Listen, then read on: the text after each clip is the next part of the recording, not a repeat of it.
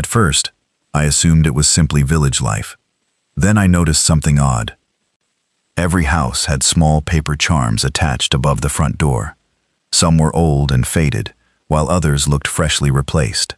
Bowls of coarse salt sat beside entrances, and many windows had tiny wooden carvackets carved with Buddhist symbols hanging from the frames. When I asked my grandmother why everyone decorated their homes the same way, she paused for a moment before answering. "They're traditions," she said quietly. "People feel safer keeping them." It wasn't a real explanation. Later that afternoon, while walking through the village with my father, I saw an abandoned Shinto shrine hidden among the cedar trees. The stone steps leading toward it were cracked with age, and vines had swallowed most of the red torii gate. A thick sacred rope still hung across the entrance, but it had nearly rotted away. "What happened there?" I asked. My father didn't even look toward it. "No one goes there anymore." "Why?" "Because they don't." His voice carried the kind of finality that told me not to ask another question. That evening, I wandered into the small general store near the edge of the village while my parents bought groceries.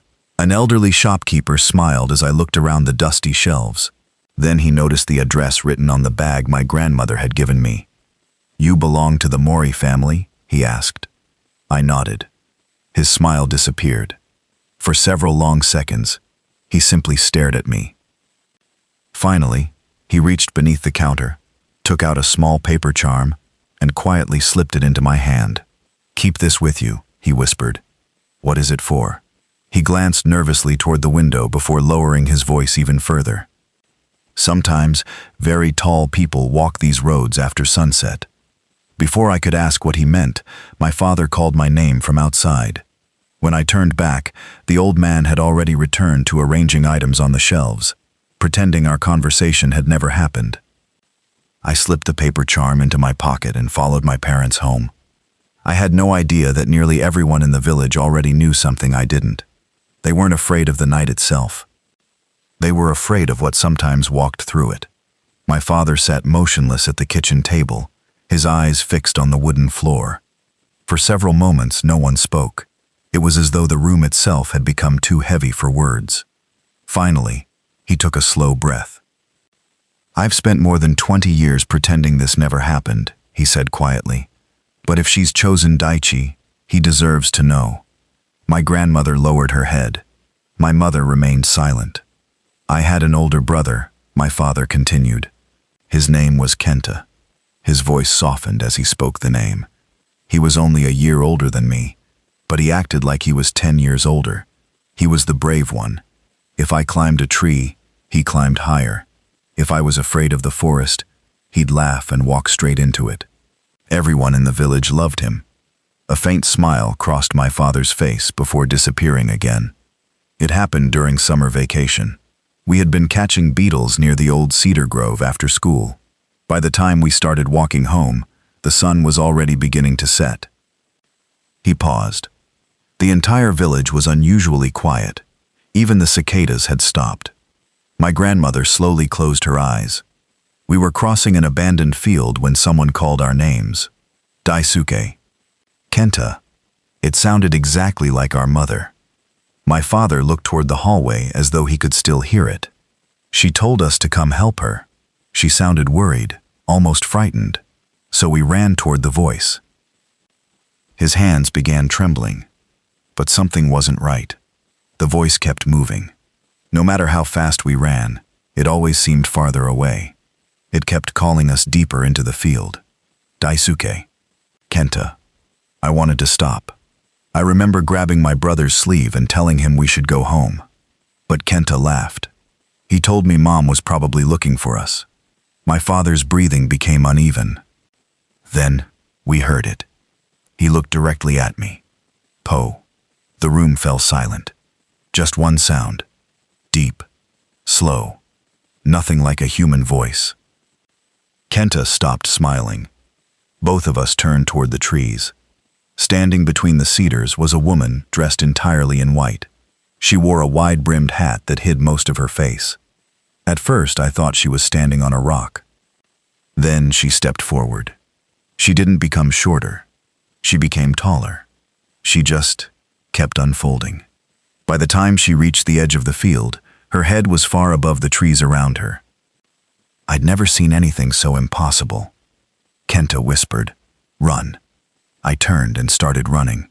For a few seconds, I could hear my brother right behind me.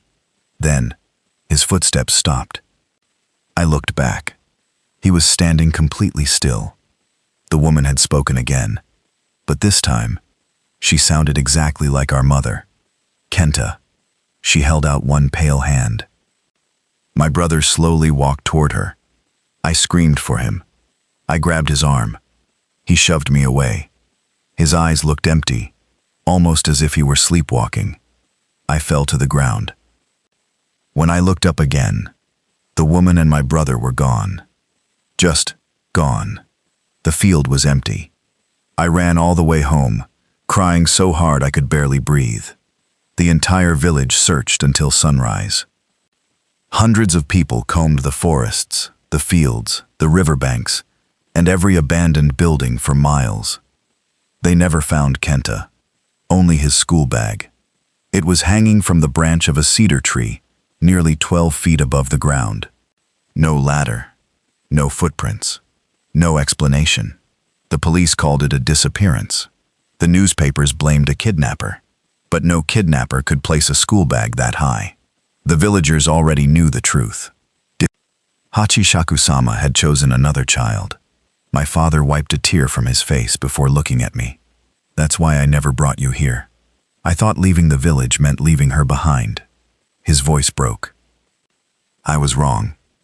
For all these years, she was simply waiting for someone from our family to come back. The room felt smaller with every passing minute. The paper charms covering the walls fluttered gently, even though every window had been sealed shut.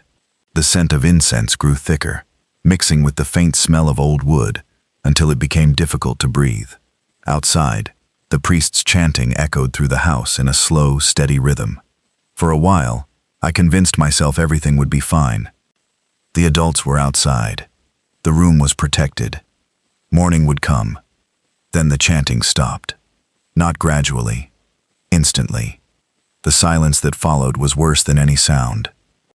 It felt unnatural, as though the entire village had suddenly stopped breathing. I tightened my grip around the small wooden statue my grandmother had given me. Then I heard footsteps. Not outside the room. Inside the house. Slow. Heavy. Each step creaked against the old wooden floorboards. The footsteps moved down the hallway before stopping directly outside my door. Nothing happened for several seconds. Then, scratch.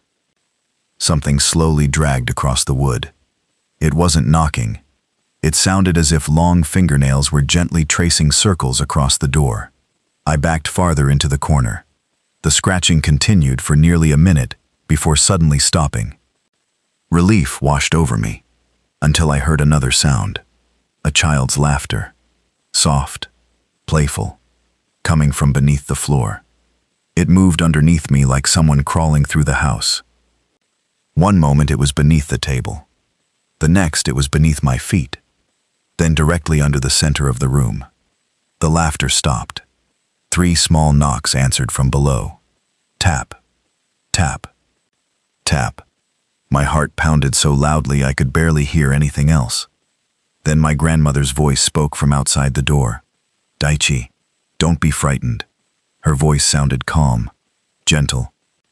Exactly the way she always spoke to me. "The priest made a mistake. The protection won't hold. You have to come with me." I remembered every warning she had given me.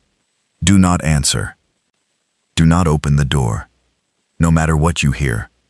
I stayed silent. A few seconds later, her tone changed. She sounded frightened. "They've found her. She's inside the house. If you don't come now, she'll find you." The doorknob turned slowly. Once. Twice. Then it stopped. I closed my eyes and repeated my own name over and over, trying to drown out the voices. Minutes passed, or maybe only seconds. Time no longer made sense.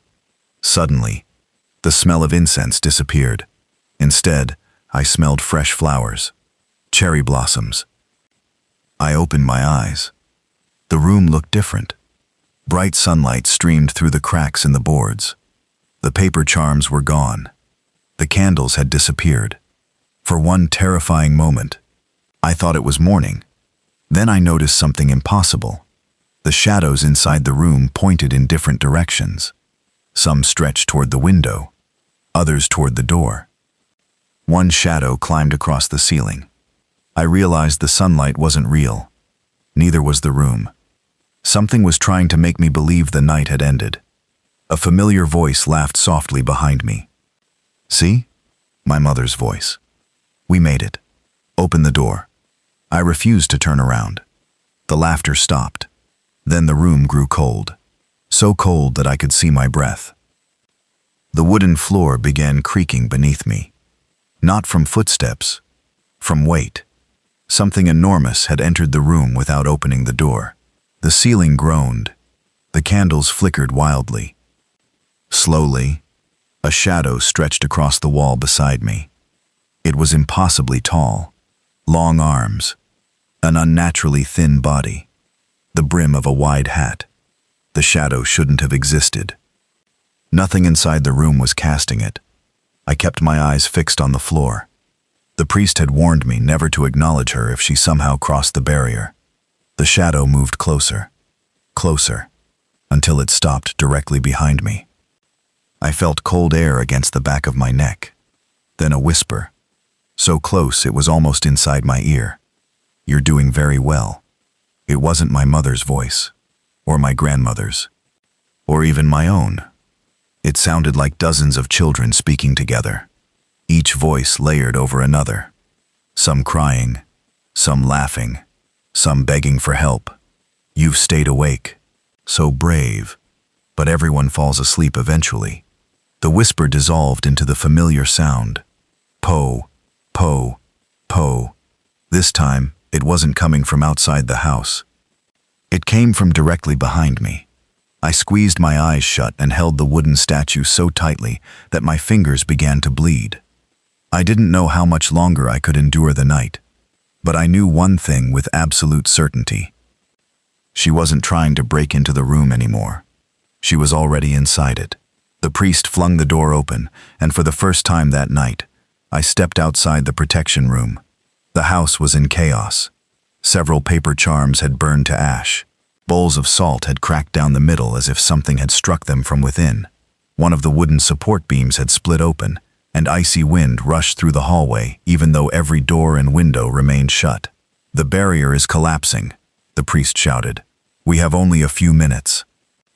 Two elderly men quickly surrounded me, each gripping one of my arms, while another draped a white ceremonial cloth over my head, blocking my view. "Do not remove it," my grandmother warned. "No matter what you hear." The front door slid open. Cold night air swept across my face. The chanting began immediately. Low, steady, almost like a heartbeat. Step by step, they guided me across the gravel path toward the waiting cars. Then the familiar sound echoed from somewhere beyond the garden. Po. The chanting grew louder. Po. It came from the left. A second later. Po. It came from directly behind us. She wasn't standing in one place. She was circling us. The men tightened their grip on my arms as we hurried forward. Suddenly, one of them gasped. "No!" he whispered. The chanting stopped for a split second. "What is it?" the priest demanded. She's in front of us." Panic spread through the group. Even with the cloth covering my eyes, I could feel everyone freeze. The priest raised his voice. "Do not look at her! Keep walking!" Someone grabbed my shoulders and pushed me forward. I stumbled into the back seat of the car. The doors slammed shut. The engine roared to life. As we sped down the narrow mountain road, the adults continued chanting without pause. For several minutes, nothing happened. Then, tap. A single knock sounded against my window. Tap, tap, tap. The knocking slowly moved around the car. First the left window, then the right, then the rear glass. Finally, the roof. Heavy footsteps crossed above us. Each step bent the metal inward with a deafening groan. The entire vehicle shook violently. My mother cried out.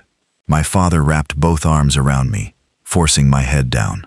"Don't look!" he shouted. A tremendous impact struck the windshield.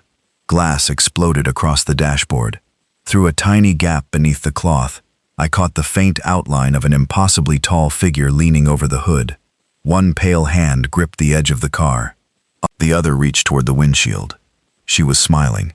The priest slammed a bundle of sacred charms against the cracked glass while shouting ancient prayers. The paper charms burst into bright flames. An ear-piercing shriek echoed through the valley. The pressure on the car vanished instantly. "Go!" the priest yelled. The driver floored the accelerator. The engine screamed as we raced toward the old stone bridge at the edge of the village, the final boundary of the ritual. The moment the tires crossed the bridge, the knocking stopped. The oppressive weight disappeared. Silence returned.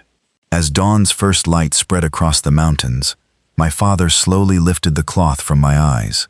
Far behind us, standing motionless at the entrance to the bridge, was the woman in white. She did not chase us.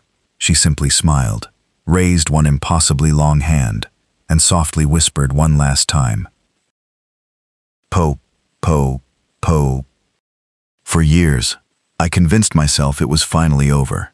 I graduated from university, built a career in Tokyo, got married, and eventually became a father. Life became busy enough that the memories of that terrible summer slowly faded into the background. I stopped waking up from nightmares. I stopped checking dark hallways before going to bed. Eventually, I even stopped thinking about Hachishakusama altogether. Only my father never forgot. Every New Year's Day, he would call me with the same question. "Has anything strange happened?" Every year, I gave him the same answer. No. There would be a long silence before he quietly replied, "Good." At the time, I thought he was simply haunted by guilt over what had happened to Kenta. Now I know he wasn't asking about me. He was waiting for the day she returned. It happened on an ordinary summer evening. My son, Ren, was drawing pictures in the living room while I prepared dinner. My wife had gone to visit her sister, leaving just the two of us at home. Then Ren looked toward the balcony and smiled. "Dad?" I turned around. "What is it?" "There's a really tall lady waving at me." Every muscle in my body froze. I rushed to the balcony. Across the street, standing perfectly still on the rooftop of a 12-story building, was a woman dressed entirely in white. She hadn't aged. She hadn't changed. The wide-brimmed hat, the impossibly pale face, the smile that stretched just a little too far. She slowly tilted her head toward me, as though she had recognized an old friend. Then, she looked past me, at my son. A deep voice drifted across the evening air. "Po." The sound hit me like a memory I had spent 2 decades trying to bury. I grabbed Ren and slammed the balcony door shut. That night, I called my father. For the first time in my life, I heard genuine fear in his voice. After a long silence, he confessed something my grandmother had never told us. "The ritual didn't destroy her," he whispered. "It only bought you time." He explained that Hachishakusama never truly loses the children she chooses. She waits, sometimes for years, sometimes for decades. And when the chosen child grows older and starts a family of their own, she follows the bloodline. Before I could answer, Ren walked quietly into the room. He looked sleepy. "Dad, what is it?" He pointed toward the dark hallway. "Someone's calling you."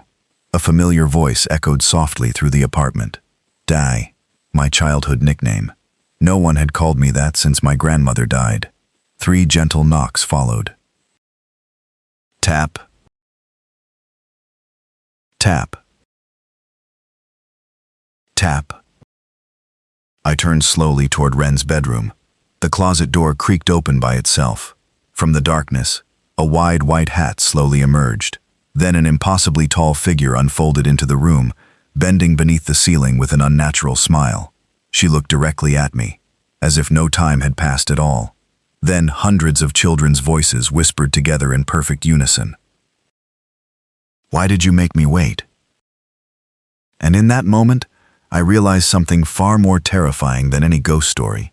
You don't survive Hachishakusama. You only postpone the day she comes back for you.